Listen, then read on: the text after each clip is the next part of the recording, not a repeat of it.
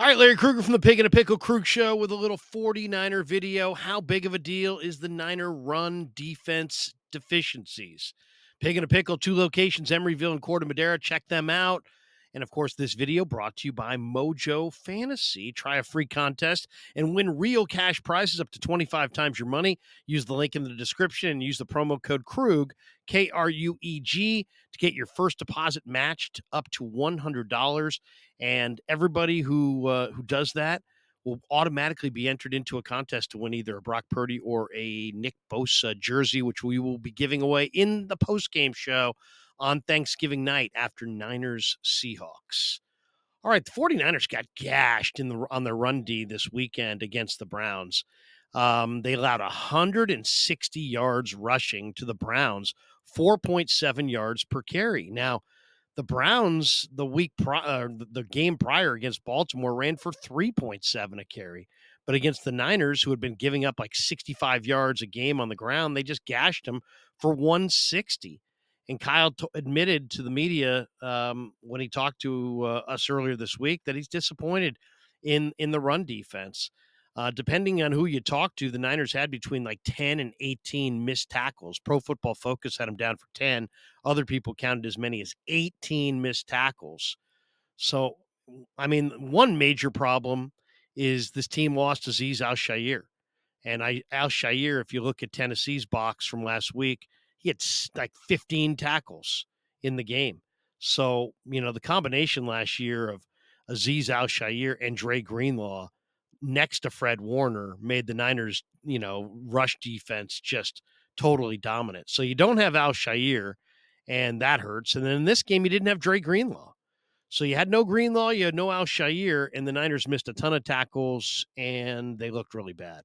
Cleveland got to the edges on the Niner defense. Kyle said they'd played a lot of two shell, and that that the Browns were successful getting to the edges. Eric Armstead talked about it this week as well, and he said that basically there was a diversified attack. I mean, they hit the Niners defense with wham blocks and traps and toss plays and reverses, and it was well schemed up, and there was some shoddy tackling.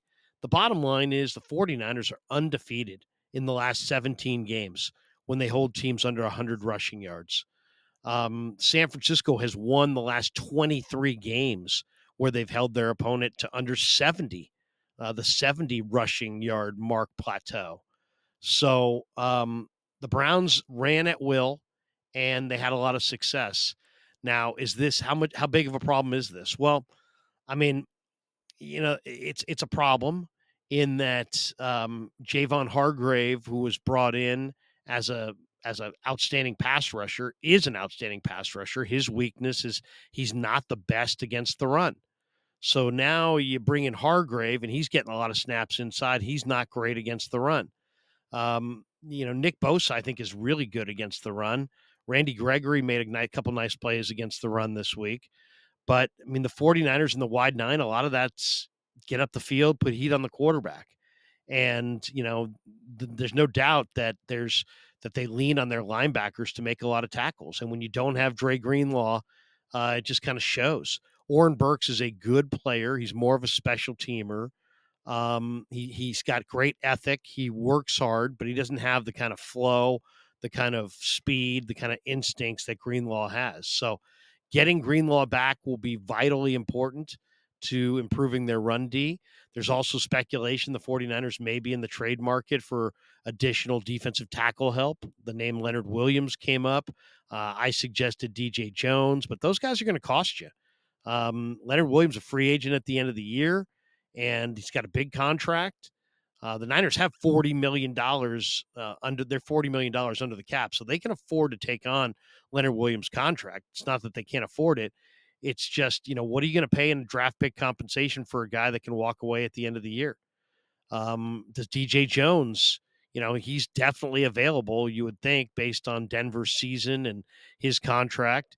But how healthy is his knee? He wasn't 100% last week for their game. So is DJ Jones' knee healthy? How much draft pick compensation does it take to get Leonard Williams?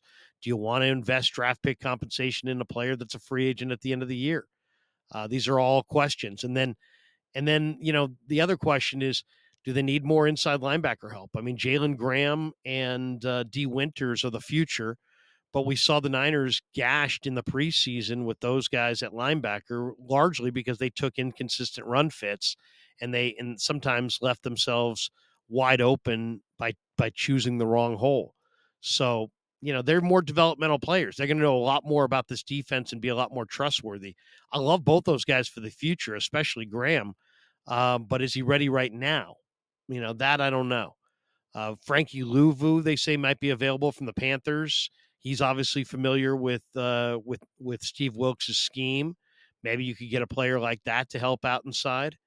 It's going to be a really interesting thing. How do they improve?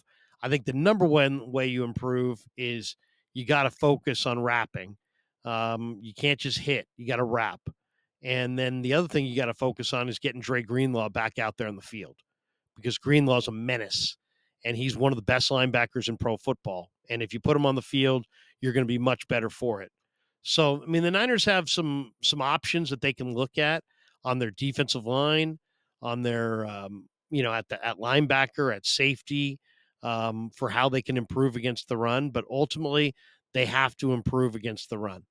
They're not going to be a dominating defense if teams can gash them. And now that the Browns have put that on film, don't expect that other teams are gonna come at the Niners in a major way as far as trying to run the football on them. I mean, once somebody shows the kind of the way to go at you or have success against you, it's very much a copycat league. Everybody gets the films and everybody starts to copy what they see. So that will be something to watch. You've got some decent running backs, Etienne and Jacksonville. Seattle's got some good runners. Philly loves to run the ball. Arizona again with James Conner. So we'll see. I mean, there's some tough games ahead for sure. But that to me is one of the big questions. Can the 49ers stop the run? Can they do a better job going forward than they did against the Browns? Because 160 yards on the ground and almost 5 yards a carry is not going to get it done.